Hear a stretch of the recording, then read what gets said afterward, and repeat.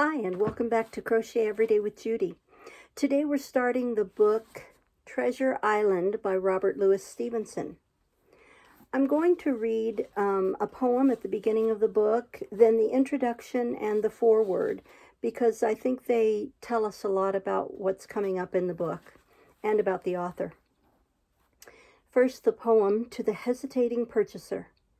If sailor tales to sailor tunes, storm and adventure, heat and cold, if schooners, islands, and maroons, and buccaneers and buried gold, and all the old romance retold exactly in the ancient way, can please as me they pleased of old the wiser youngsters of today, so be it, and fall on. If not, if studious youth no longer crave, his ancient appetites forgot, Kingston or Ballantyne the brave, or Cooper of the wood and wave, so be it also, and may I and all my pirates share the grave where these and their creations lie.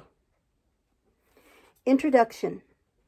There is a very natural interest in knowing the story of a book that we like, when and where and under what circumstances it was written. If the book happens to be a great popular success, our interest in its story is much greater. Of such a book, much that is told is usually gossip or tradition, interesting no doubt, but not to be depended on. Treasure Island is a very popular book, interesting to boys and girls of 16 or 60, and the author himself has told us the circumstances of his writing it. Read for yourselves what he has said in my first book, found in the volume of his completed works called Juvenilia. In the winter of 1881, Stephenson was living in Braemar, Scotland. Here his stepson, Lloyd Osborne, came to spend his vacation. Like other small boys, he was sometimes restless for want of something to do. One day his stepfather joined him as he was trying to amuse himself by drawing pictures. From a boy, Stephenson had been fond of drawing pictures, and he entered into the fun with zest. Presently he began to draw the map of an island, and as he drew, he saw an irregular coastline, bays and rivers, hills and valleys, trees and grassy slopes. To this creation he gave the name of Treasure Island. As his imagination played further, he saw people inhabiting the island and engaging actively in various employments. Like the wide-awake author that he was, he began to jot down notes for the chapters of a story to be connected with this mysterious island. Many times before, he tells us, he had done the same thing and had gone no further. But this time, he was interested to go on and began to write at the rate of a chapter a day. It was, of course, for his stepson that he wrote, and the test of the story's value was whether it was interesting to the boy. But as the author read each night the chapter he had written that day, he aroused the interest of other members of the family.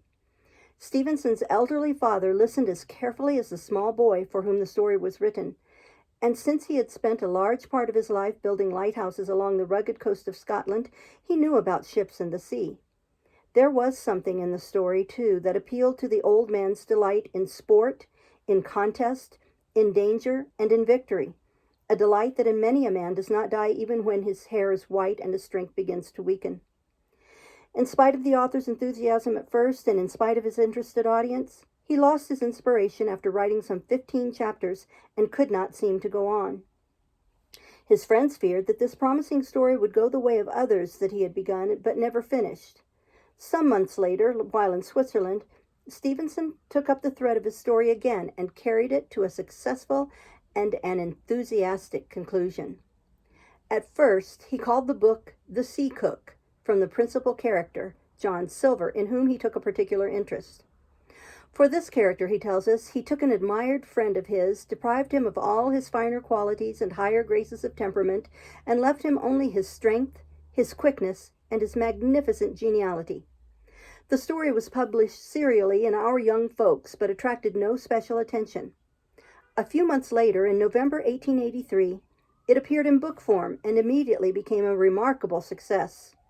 We are not surprised that boys and girls found it interesting, but men, distinguished men, judges, scholars, and businessmen were as eager as their sons and grandsons to get the book and devour its contents. From that date to this, it has maintained its popularity and proved itself an inspiration and a delight to hundreds of thousands of boys and girls. Moreover, it helped its author to go on with other stories and gave him an ever-increasing audience.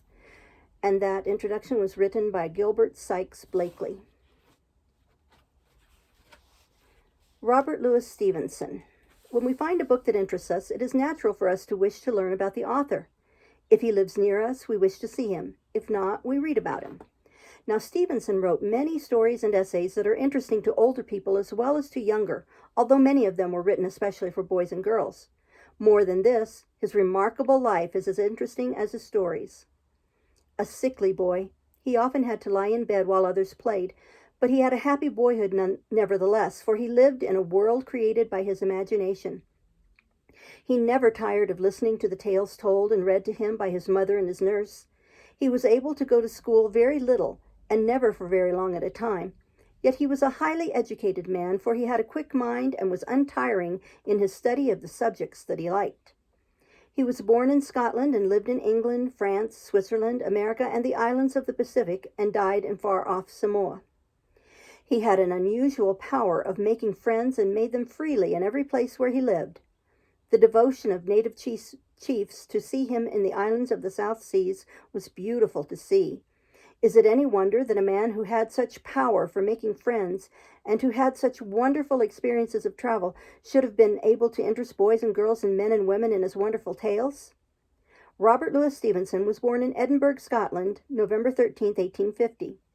His father, Thomas Stephenson, was a lighthouse engineer, as had been his father and his grandfather. His mother was the daughter of a clergyman in Colinton near Edinburgh. Her health made it necessary to leave much of the care of her son to a nurse, Alison Cunningham, who proved to be an important influence in his life. She was very religious and very superstitious. Moreover, she had a great fund of stories and traditions of Scotland and of the land of the imagination peopled by fairies and spirits. She was also fond of poetry and captivated him by reading and reciting to him many poems that took hold on his imagination. As he grew older and stronger, he paid long visits to his grandfather's manse in Colinton, where he played with his cousins and showed such inventive and imaginative power that by common consent he was their leader. Thus, in boyhood, he showed two distinct traits that became decidedly important to his success: his active imagination and his winning personality, which made for him warm friends wherever he went. His father, a practical Scotchman, had decided ideas about his son's education. Proud of the family record in lighthouse engineering, he could think of no other calling for his only son. It made little difference that the boy cared nothing for mathematics, but only for reading and writing, poetry, and stories. Not until Robert was half through his course in Edinburgh University did he get his father's consent to give up engineering, a consent granted only on condition that he should study law in order that he might have something surer than literature to depend upon for his daily bread. Hence, he studied law, was admitted to the bar, and hung on the door of his father's house the sign, Robert Louis Stevenson, Advocate. He had no desire, however, to practice law, but living on a small allowance from his father, he proceeded to travel in England and France, constantly making friends and gathering material for his writing. His health, never very good, frequently necessitated periods of rest, changes of climate, and careful nursing. He wrote during these early years of young manhood, but he had little income, for there was small market for his writings. Stevenson was getting what was better than money, however, constant practice and wise criticism, for he had made many acquaintances among literary men who read and criticized his work and helped him with the keen interest of friends. One of his favorite haunts was with the artist colony at Gretz, where he became acquainted with an American woman, a painter, who was destined to have an important influence on his life.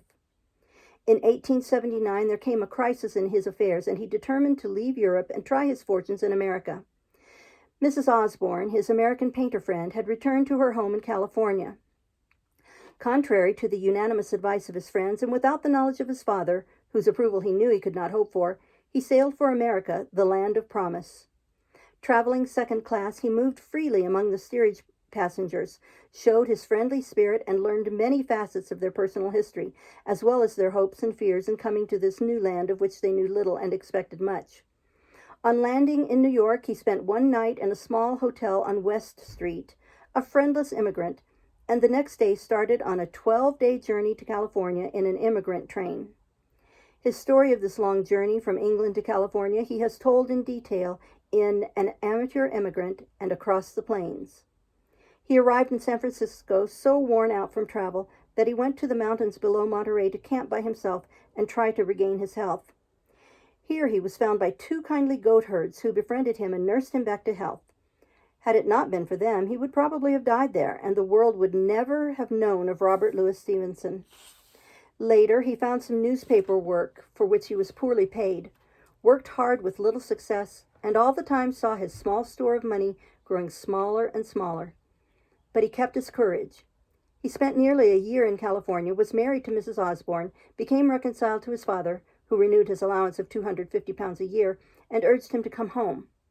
Accordingly, just a year after he had sailed from Liverpool, with his wife, he took the steamer in New York bound for home.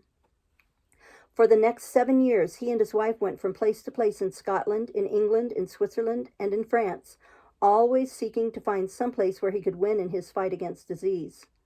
All this time he was writing whenever he was not flat on his back, and even then his mind was active. It was during this time that he wrote Treasure Island, Kidnapped, A Child's Garden of Verses, and Dr. Jekyll and Mr. Hyde. Thus he established his reputation firmly in America as well as in England. In spite of his long search for health during these 7 years, it was evident at the end that he could not live long unless some other change of climate could be found. So it was agreed that he should try America again. It is interesting to compare this second visit with the first, taken 8 years before. Then he was alone, making his friends among the emigrants in the steerage. Now, with his wife and his mother, he traveled in comfort. Then his arrival was unheralded, and he spent the night in a small hotel near the docks. Now he was met and entertained by writers and publishers and other well-known men of New York. In 8 years, he had become famous. He spent the winter rather uncomfortably in the cold climate of Saranac Lake, fighting disease, but always keeping cheerful and working hard. In the spring, he conceived the idea of cruising among the islands of the Pacific. Accordingly, he purchased a sailing yacht in San Francisco and spent most of the next 3 years sailing among the islands of the South Seas. Finally, he settled down in the Samoan Islands, where he bought 400 acres of land and built a house. The place he called Vailima, Samoan for 5 waters. Here he lived for the following 3 years. He so endeared to himself the natives that their love for him was strong, and their grief at his death touching to behold. Here he died December 3rd, 1894, and here he was buried on a high hill above his house. Few literary men have left to posterity so many books of high order. Most of them he wrote during the last 14 years of his life. But when we consider the handicaps under which he wrote during all those years, our wonder and admiration grow. In a letter to George Meredith, written a year before his death, he says, "For 14 years I have not had a day's real health. I have wakened sick and gone to bed weary, and I have done my work unflinchingly.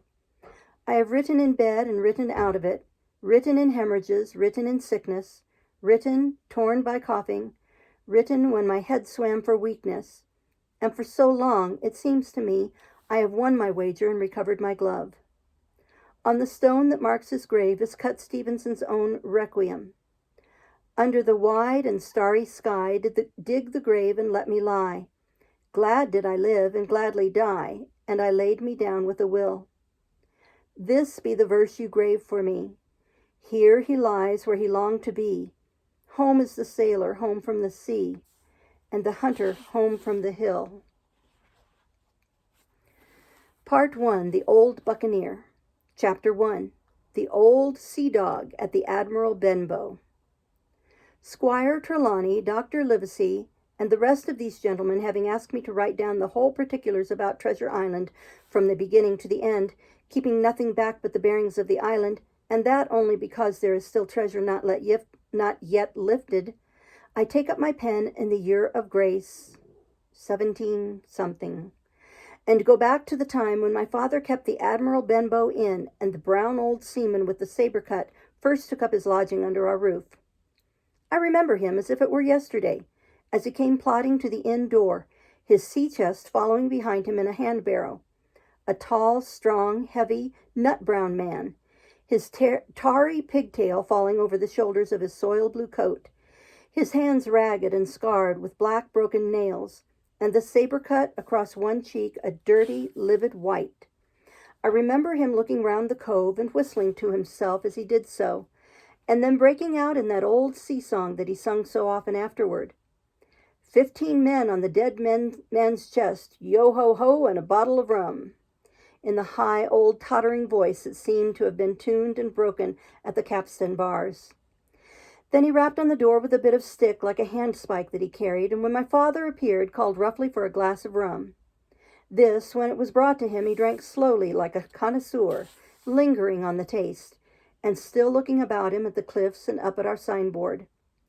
"This is a handy cove," said he at length, "and a pleasant situated grog shop. Much company, mate?" My father told him no, very little company, the more was the pity. "Well then," said he, "this is the berth for me. Here, you matey," he cried to the man who trundled the barrow, "bring up alongside and help up my chest. I'll stay here a bit," he continued. "I'm a plain man. Rum and bacon and eggs is what I want, and that head up there for to watch ships off. What you might call me? You might call me captain. Oh, I see what you're at. There," and he threw down 3 or 4 gold pieces on the threshold. "You can tell me when I've worked through that," said he, looking as fierce as a commander. And indeed, bad as his clothes were, and coarsely as he spoke, he had none of the appearance of a man who sailed before the mast, but seemed like a mate or skipper, accustomed to be obeyed or to strike. The man who came with the barrow told us the mail had set him down the morning before at the Royal George, that he had inquired what inns there were along the coast, and hearing ours well spoken of, I suppose, and described as lonely, had chosen it from all others for his place of residence. And that was all we could learn of our guest. Excuse me.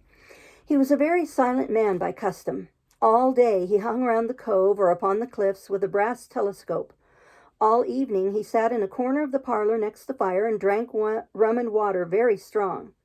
Mostly he would not speak when spoken to, only look up sudden and fierce, and blow through his nose like a foghorn, and we and the people who came about our house soon learned to let him be. Every day, when he came back from his stroll, he would ask if any seafaring men had gone by along the road. At first we thought it was the want of company of his own kind that made him ask this question, but at last we began to see he was desirous to avoid them. When a seaman put up at the Admiral Benbow, as now and then some did, making by the coast road for Bristol, he would look in at him through the curtained door before he entered the parlor, and he was always sure to be as silent as a mouse when any such was present. For me, at least, there was no secret about the matter, for I was, in a way, a sharer in his alarms. He had taken me aside one day and promised me a silver 4-penny on the 1st of every month, if I would only keep my weather eye open for a seafaring man with one leg, and let him know the moment he appeared. Often enough, when the 1st of the month came round and I applied to him for my wage, he would only blow through his nose at me and stare me down, but before the week was out he was sure to think better of it, bring me my 4-penny piece, and repeat his orders to look out for the seafaring man with one leg. How that personage haunted my dreams I need scarcely tell you. On stormy nights, when the wind shook the 4 corners of the house and the surf roared up along the cove and up the cliffs, I would see him in 1,000 forms and with 1,000 diabolical expressions. Now the leg would be cut off at the knee, now at the hip. Now he was a monstrous kind of a creature who had never had but the one leg, and that in the middle of his body. To see him leap and run and pursue me over hedge and ditch was the worst of nightmares, and altogether I paid pretty dear for my monthly 4-penny piece in the shape of these abominable fancies. But though I was so terrified by the idea of the seafaring man with one leg, I was far less afraid of the captain himself than anybody else who knew him. There were nights when he took a deal more rum and water than his head would carry, and then he would sometimes sit and sing his old, wicked, wild sea songs, minding nobody. But sometimes he would call for glasses round and force all the trembling company to listen to his stories or bear a chorus to his singing. Often I have heard the house shaking with yo-ho-ho and a bottle of rum, all the neighbors joining in for dear life, with the fear of death upon them, and each singing louder than the other to avoid remark. For in these fits he was the most overriding companion ever known. He would slap his hand on the table for silence all round. He would fly up in a passion of anger at a question, or sometimes because none was put, and so he judged the company was not following his story. Nor would he allow anyone to leave the inn till he had drunk himself sleepy and reeled off to bed. His stories were what frightened people worst of all. Dreadful stories they were, about hanging and walking the plank and storms at sea, and the dry Tortugas, and wild deeds and places on the Spanish Main. By his own account, he must have lived his life among some of the wickedest men that God ever allowed upon the sea, and the language in which he told these stories shocked our plain country people almost as much as the crimes that he described. My father was always saying the inn would be ruined, for people would soon cease coming there to be tyrannized over and put down and sent shivering to their beds. But I really believe his presence did us good. People were frightened at the time, but on looking back, they rather liked it. It was a fine excitement in a quiet country life, and there was even a party of the younger men who pretended to admire him, calling him a true sea dog and a real old salt and such like names, and saying there was the sort of man that made England terrible at sea.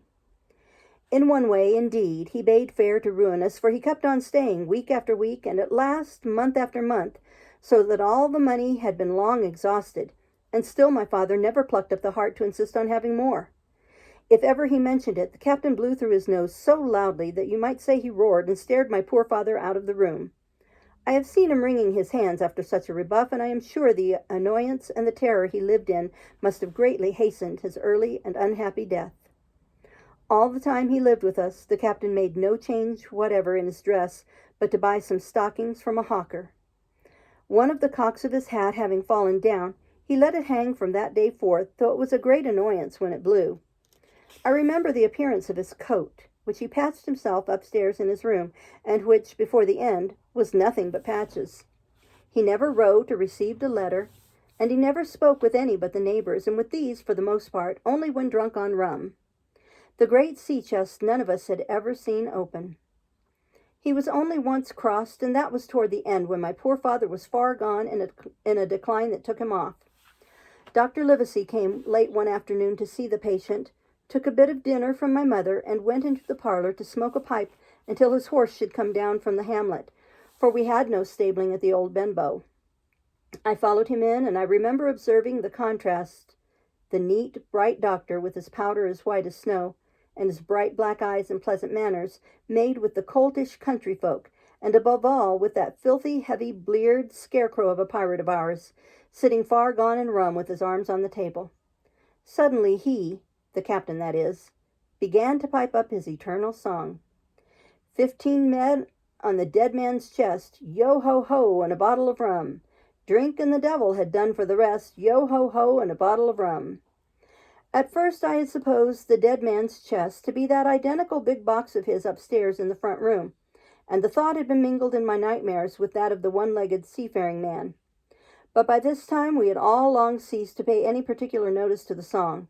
It was new that night to nobody but Dr. Livesey, and on him I observed it did not produce an agreeable effect, for he looked up for a moment quite angrily before he went on with his talk to old Taylor the gardener on a new cure for rheumatics. In the meantime, the captain gradually brightened up at his own music, and at last flapped his hand upon the table before him in a way that we all knew to mean silence.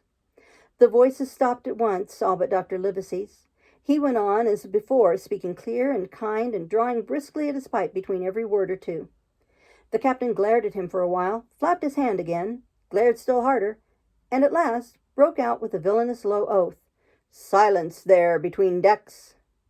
"Were you addressing me, sir?" said the doctor, and when the ruffian had told him, with another oath, that this was so, replied, "I have only one thing to say to you, sir, that if you keep on drinking rum, the world will soon be quit of a very dirty scoundrel." The old fellow's fury was awful. He sprang to his feet, drew and opened a sailor's clasp knife, and balancing it open on the palm of his hand, threatened to pin the doctor to the wall. The doctor never so much as moved. He spoke to him as before over his shoulder, and in the same tone of voice, rather high, so that all the room might hear, but perfectly calm and steady. "If you do not put that knife this instant into your pocket, I promise, upon my honor, you shall hang at the next assizes." Then followed a battle of looks between them, but the captain soon knuckled under, put up his weapon, and resumed his seat, grumbling like a beaten dog. "And now, sir," continued the doctor, "since I may know there's such a fellow in my district, you may count I'll have an eye upon you day and night. I'm not a doctor only, I'm a magistrate, And if I catch a breath of complaint against you, if it's only for a piece of incivility like tonight's, I'll take effectual means to have you hunted down and routed out of this. Let that suffice." Soon after, Dr. Livesey's horse came to the door and he rode away, but the captain held his peace that evening and for many evenings to come. We'll stop there and start with Chapter 2 next time. Thank you for listening. Bye-bye.